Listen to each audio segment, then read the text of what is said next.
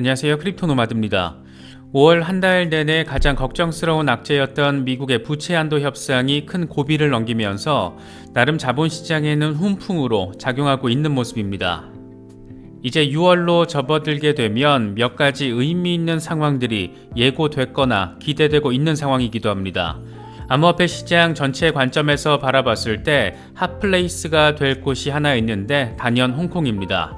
정식으로 규제받는 거래소들이 출범하게 되고 개인들의 암호화폐 거래가 합법적으로 이루어지는 게 핵심입니다. 이미 여러 거래소들이 홍콩으로 갔거나 또 갈 예정이고 홍콩의 대형 은행들 역시 암호화폐 거래 서비스 출시 계획을 밝힌 상태이기도 한데 여기서 더 나아가서 중국의 국영은행들도 홍콩 지사를 통해서 암호화폐 관련 기업들에게 서비스를 제공하는 상황이 현실화되고 있습니다. 홍콩과의 연계성에서 바라볼 때 가장 직접적인 연계 대상 당연히 중국이고 그 다음으로 우리 같은 사람들에게 관심을 받는 대상은 리플입니다. 홍콩이 지금처럼 전폭적인 크립토 친화적인 정책을 취할 수 있는 게 중국 공산당의 묵인 내지는 합의 없이는 불가능하다, 이런 관점이 이제 대세라고 할 수 있는 모습입니다. 특히 최근 중국 관영 CCTV가 홍콩의 암호화폐 개인거래 서비스 제공 소식을 정식으로 보도하면서 상당한 관심을 받기도 했습니다. 홍콩 당국은 단순히 암호화폐 거래만 합법화시키는 게 아니라 홍콩 달러 CBDC와 관련해서도 꽤나 전폭적인 입장을 취하고 있습니다. 홍콩 달러 파일럿 테스트에 리플랩스가 참여하기로 한 건 역시 간단히 넘겨볼 일은 아닙니다. 특히 리플이 맡게 되는 분야가 장난 없는데 부동산 자산 토큰화를 비롯한 토큰의 자산화 이슈에 대해서 대만 최대 상업은행 가운데 하나인 후본뱅크와 함께 관련 사용 사례를 연구하게 됩니다. 이런 전반적인 상황, 그러니까 홍콩 이슈가 6월에 대한 기대감을 높이고 있는 상황에서 미국에서도 리플과 관련해 어마어마한 의미를 가진 소식이 전해졌습니다. 미국의 암호화폐 거래소 업홀드 간부가 XRP가 거래소에 상장하기 위한 모든 합법적인 기준을 충족한다, 이렇게 밝힌 겁니다. 안 그래도 소송 이슈가 리플과 관련해서 우호적인 분위기가 최근 조성되고 있는 상황인데 이렇게 미국 거래소 고위 관계자 멘트가 나와준다는 것은 어떤 의미를 가지게 되는 걸까, 여러 생각거리들 안기는 부분입니다. 국내 XRP 홀더들 사이에서 자주 거론은 되는데 걱정스러운 대상으로 여겨지는 거래소가 있습니다. XRP에 대해서 꽤 높은 스테이킹 이자를 제공해 주다 보니까 관심은 있는데 FTX 파산 당시 다음 타자로 지목된 전력이 있다 보니 안전성 우려가 여전히 자리하고 있는 모습입니다. 저희 채널에서는 이번에 글로벌 암호화폐 거래소 넥소에 대한 광고 영상을 제작했는데 국내에서 일고 있는 여러 우려에 대해서 넥소 측이 직접 다시금 입장을 전해왔습니다. 넥소가 상대적으로 높은 스테이킹 이자율을 제공해주다 보니까 일각에서는 폰지 사기 아니냐, 이런 의구심을 내보이는 모습도 포착할 수가 있었습니다. 결국 거래소 안전성에 대한 이슈가 여러 관점을 통해서 제기되고 있다라고도 바라볼 수가 있습니다. 넥소 거래소나 스테이킹에 관심이 있으신 분들은 오른쪽 상단 카드를 클릭하시면 자세한 내용 확인하실 수 있습니다. 개인적으로는 안전성에 대한 걱정이 될 경우에는 아예 접근을 안 하는 게 베스트이고 충분한 스터디 이후에 스테이킹 결정을 내리더라도 언제 어떤 일이 벌어질지 모르는 금융 환경, 다시 말해서 미국 은행들도 파산하고 있는 만큼 고액이 아닌 소액으로 접근하시기를 당부드리겠습니다. 그럼 이번 영상 시작하겠습니다. 암호화폐 시장 전반에서 6월을 가로지르게 될 가장 핵심적인 키워드는 단연 홍콩입니다. 6월 1일부터 규제 당국의 라이선스를 취득한 암호화폐 거래소에서 개인 투자자들이 암호화폐 거래를 정식으로 할 수 있게 된 겁니다. 이와 관련해서 홍콩 당국은 거래소 관계자들과 업계 사업자들 이들과 함께 논의를 거쳤고 이에 대한 의견을 수렴해서 수정 규제안을 만들어서 최종 공개를 한 상황입니다.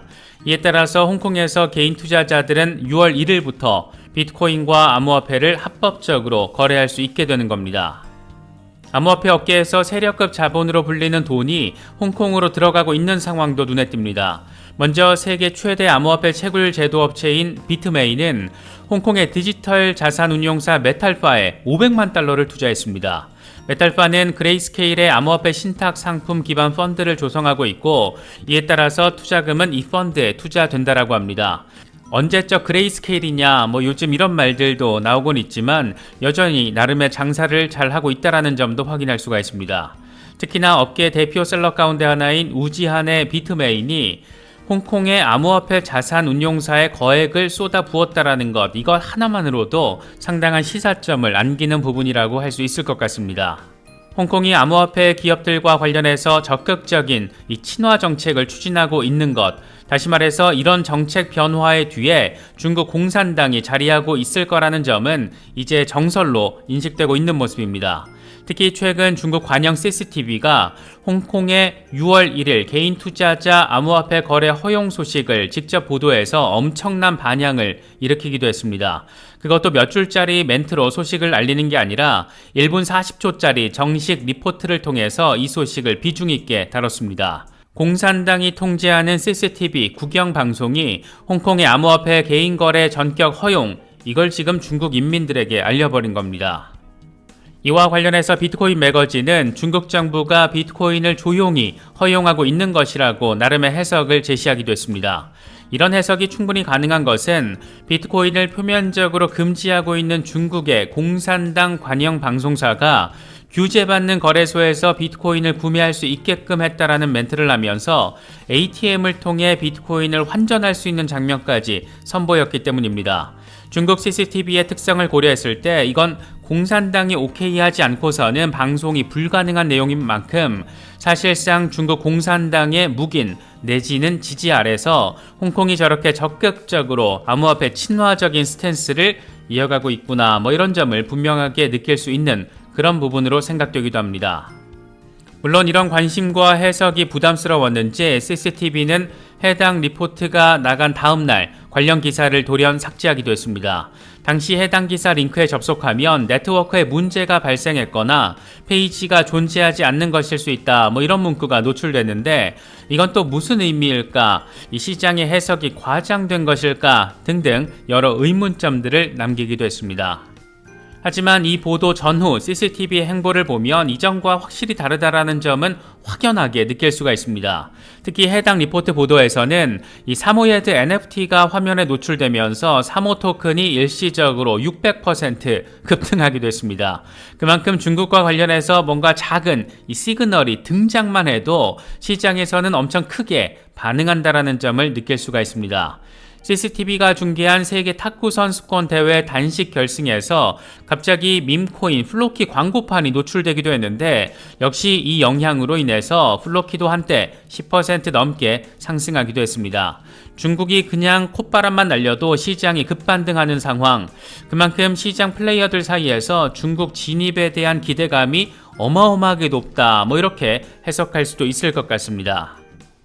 재미있는 것은 이렇게 홍콩의 암호화폐 합법화 뒤에 중국이 있다는 점과 관련된 관심이 크게 증가한 상황에서 중국 베이징시가 웹3 백서를 발표했다는 건 역시 관심 포인트가 되지 않을 수 없는 그런 부분입니다. 베이징시 과학기술위원회는 베이징 웹3 혁신 백서를 발표했는데 베이징시는 웹3 산업 발전을 매우 중시한다. 이에 따라서 베이징 국제과학기술혁신센터 건설의 중요 사안으로 웹3 산업 개발을 적극적으로 지원할 계획이다. 이와 관련해서 베이징시는 웹3 생태계 발전을 위해서 매년 1억 위안, 우리 돈으로 187억 원을 투자할 예정인 것으로 현재 전해지고 있습니다.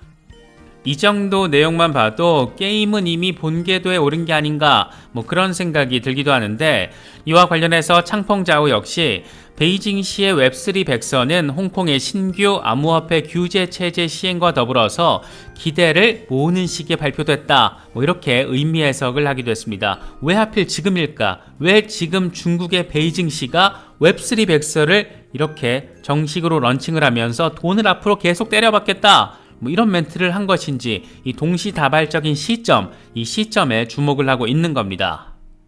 전반적으로 돌아가는 상황이 참 재밌는데 중국의 국영은행들이 홍콩 지사를 통해서 암호화폐 기업들을 상대로 뱅킹 서비스를 제공하기 시작했다는 건 역시 그냥 넘길 수는 없는 상황입니다. 이와 관련해서 블룸버그는 업계 관계자 멘트를 인용하면서 중국의 은행 영업 담당자들이 홍콩 가상자산 업체를 방문해서 뱅킹 서비스 등을 제안하기도 했다, 뭐 이렇게 설명하기도 했습니다. 홍콩에 있는 새로 들어온 글로벌 가상자산 기업들이 홍콩에 있는 은행들을 찾아가서 계좌 좀 열어주세요 이렇게 구걸하는 게 아니라 중국 은행 영업 담당자들이 홍콩에 들어온 가상자산 업체를 방문해서 우리 서비스를 이용해 주세요 이렇게 제안하고 있는 아주 희한하고도 재미있는 상황이 지금 현실로 돼버린 겁니다.